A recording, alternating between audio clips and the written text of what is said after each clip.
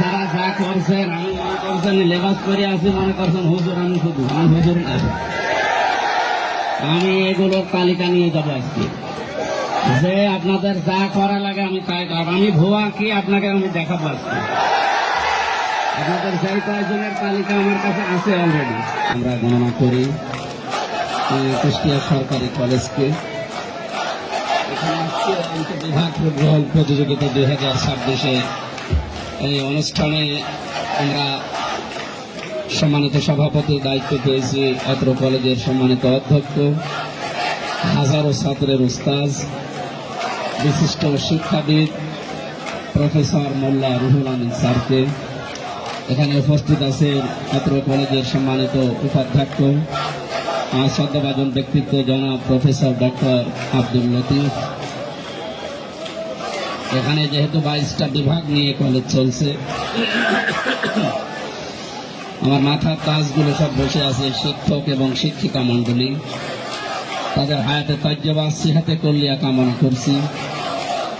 আপনারা জানেন বাংলাদেশে সরকার গঠন করার পর থেকেই মাননীয় প্রধানমন্ত্রী জনাব তারেক রহমান উনি খেলাধুলার প্রতি এবং মানুষের কর্মসংস্থানের প্রতি মনোযোগ আকর্ষণ করছেন বেশি। মানুষ ইসলাম যেটা চেয়েছে আমরা ওই আলোকেই তার কর্মসূচিগুলো বিশেষভাবে লক্ষ্য করেছি। বিশেষ করে খাদ্যে স্বয়ংসম্পন্ন হওয়া এবং মানুষ বেকারত্বের অভিশাপ থেকে মুক্ত হওয়া, এই সমস্ত কাজগুলো করতে আমাদের দেশের ভেতরে যেই উদ্যোগগুলো হাতে নেওয়া যায়, অলরেডি অনেকগুলো উদ্যোগ তিনি হাতে নিয়েছেন এবং সামনে আরো নেবেন ইনশাআল্লাহ। আমাদের বিরোধী দলীয় নেতা যিনি আছেন ডক্টর শফিকুর রহমান, ওনার সবচাইতে বড় বিষয় এবার সংসদে উনি সরকারি এবং বেসরকারি দুইটা দলকে উদ্দেশ্য করে দেশবাসীকে আহ্বান জানিয়েছেন যে আমরা অন্তত শিক্ষা এবং স্বাস্থ্য এই দুইটা বিভাগে মন্ত্রণালয়ে আমরা বাজেট এবার বেশি করে দিতে চাই। কারণ 100 টাকায় দেশে বাজেট হলে আমরা দেখি প্রায় 65 থেকে 70 টাকা শুধু সড়ক বিভাগ আর স্থানীয় সরকার এনাদের কাছে চলে যায়। বাকি 30 টাকা দিয়ে পুরা যতগুলো মন্ত্রণালয় আছে এগুলো চালানো লাগে, এটা কঠিন হয়ে যায়। এই জন্য আমরা খুব বেশি করে অন্তত চেয়েছি যে স্বাস্থ্য এবং শিক্ষা এই দুইটায় যদি এবার বাজেট বাড়ানো যায়। এই যে বিষয়গুলো আসার পরে প্রিন্সিপাল সাহেব তুলে ধরলেন, আমি অনেকগুলো বিষয় উদ্যোগ হাতে নিয়েছি অলরেডি। সামনে বাজেট অধিবেশন আছে, এগুলোতে আমি কিছু কথা তুলে ধরবো আমার কুষ্টিয়া নিয়ে। আপনাদেরকে আশ্বস্ত করতে চাচ্ছি শহীদ মিনার, যেটা আমি উপাধ্যক্ষ সাহেবের সাথে কথা বলছিলাম, এই শহীদ মিনারটা আসলে একটা বেমানান। এখানে আমরা যে জায়গায় দেওয়ার কথা বললেন প্রিন্সিপাল সাহেব, আমরা ওখানে ইনশাল্লাহ চেষ্টা করব। এবার এখানে যে ভঙ্গর একটা ছাত্রাবাস আছে, আমি দেখেছি ওটা এর আগে, এটা আশা করছি থাকবে না। এটা আমরা এখান থেকে অন্তত ভেঙে দিয়ে বহুতল একটা 6 তলা বিল্ডিং যদি করা যায়, 150-200 ছাত্র শুনলাম যেখানে থাকে। আমরা 22,000 থেকে 25,000 যেখানে ছাত্রছাত্রী, এই জায়গায় অন্তত 5,000 মানুষকে থাকার ব্যবস্থা করা দরকার। এটা তো বাস্তবতা। আমার প্রাণপ্রিয় প্রতিষ্ঠান ইসলামী বিশ্ববিদ্যালয় কুষ্টিয়া, সেই জায়গার যে অবস্থান সেখানকার তুলনায় শুনলাম ছাত্রছাত্রী এখানে আরো বেশি। সেই হিসাবে আমরা এগুলো সামনে হাতে নিতে চাচ্ছি। প্রশাসনিক ভবনের পূর্ব পাশের এই যে ফিজিক্স এবং কেমিস্ট্রি ডিপার্টমেন্টের জায়গায় একটা বহুতল ভবন নির্মাণ করার আহ্বান জানিয়েছে। আমরা এটা চেষ্টা চালাবো ইনশাল্লাহ। শিক্ষামন্ত্রী মহোদয়ের সাথে আমি সেদিন কথা বলি, উনি আমারে বলছিলেন আপনার আসনের ভেতরে যে সমস্ত প্রতিষ্ঠানে ইমার্জেন্সি কোনো ভবন লাগবে আপনার ডিও লেটার দিয়ে আপনি আমাকে আলাদাভাবে দেবেন, আমি ওটা স্পেশাল ভাবে দেখবো ইনশাল্লাহ। আমি দেখি সরকারি কলেজকে আমি তালিকায় 1 নম্বরে রাখবো ইনশাল্লাহ।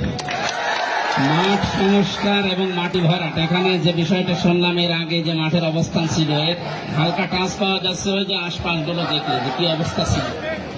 সুতরাং এগুলো আমরা সামনে রাখতে চাই না ইনশাল্লাহ। দ্রুত এর ব্যবস্থা আমি দেখি যারা প্রশাসনের দায়িত্বে আছে সরকারের বিভিন্ন মন্ত্রণালয়ে, আমি নিজে কথা বলবো এই কলেজের জন্য।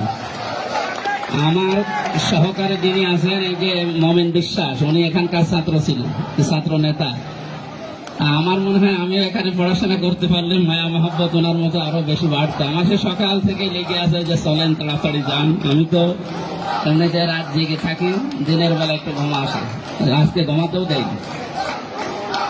একাডেমিক ভবনগুলোর যে বিষয়গুলো, এই যে একটা ভবন একটু রং করা লাগছে, ভালো লাগছে দেখতে। বাকি বিভাগগুলো যদি আমার মনে হয় রং করা থাকতো, এটা দেখতে আরো ভালো লাগতো। তা দেখি একটা চেষ্টা চালাচ্ছি। আমি টিওনুকে বলে একটা অতি দ্রুত একটা বরাদ্দ দিয়ে অন্তত ঈদের আগে, যেহেতু একটা আনন্দ গণপরিবেশ পরিবেশ আসবে, এটা আমরা চেষ্টা চালাবো ইনশাআল্লাহ। আমি আনন্দও পেয়েছি, আবার একটু দুঃখও পেয়েছি। কারণ এখানে গাছ কাটার যে বিষয়টা শুনলাম, আমাদের শিক্ষক পরিষদের শ্রদ্ধাভাজন স্যার যিনি বলছিলেন, আসলে গাছ কে বা কারা কেটেছে এটা তদন্তের মাধ্যমে বের করে, কিন্তু বাকি যেগুলো হচ্ছে এগুলো তো তদন্ত করা দরকার। বাকি যারা যা করছেন, আমি মনে করছেন লেবাস করে আছি, মনে করছেন হুজুর, আমি শুধু আমি হুজুর না। আমি এগুলোর তালিকা নিয়ে যাবো আজকে, যে আপনাদের যা করা লাগে আমি তাই করব। আমি ভুয়া কি আপনাকে আমি দেখাবো আজকে। আপনাদের সেই কয়েকজনের তালিকা আমার কাছে আছে অলরেডি, আমি সবটাই উপরে জানাবো। আমি টিএমকে আপনাদের সম্পর্কে জানাবো এই কয়েকজনের, যে এরা এই শিক্ষা ভবনটা নষ্ট করার জন্য পেছনে কারা আছে তাও জানি আমি। আমি তাদের নামও দেব না লিস্ট, একেবারে উপরে। দেখে আপনারা কতদূর পারেন। আল্লাহ রাব্বুল আলামিন আমাদের সুস্থ শরীর এবং সুন্দর মন তৈরি করার জন্য যে সমস্ত কার্যকলাপগুলো দিয়েছেন, তার ভেতরে ব্যায়াম একটা। এই খেলাধুলার মাধ্যমে ব্যায়ামটাই হবে আশা করছি। আপনারা থাকেন, কাজ করেন, আমরা আপনাদের সাথে আছি ইনশাআল্লাহ। সরকারি কলেজ কুষ্টিয়ার পরিচালক যারা আছেন এবং শিক্ষক শিক্ষিকা মন্ডলী যারা আছেন, সবাইকে আন্তরিকভাবে ধন্যবাদ জানিয়ে আজকের অনুষ্ঠান শুভ উদ্বোধন ঘোষণা করলাম। আসসালামু আলাইকুম। আন্তরিক ধন্যবাদ, কৃতজ্ঞতা জানাচ্ছি কুষ্টিয়া সরকারি কলেজের পক্ষ থেকে। আজকের মান্যবর প্রধান অতিথি কুষ্টিয়া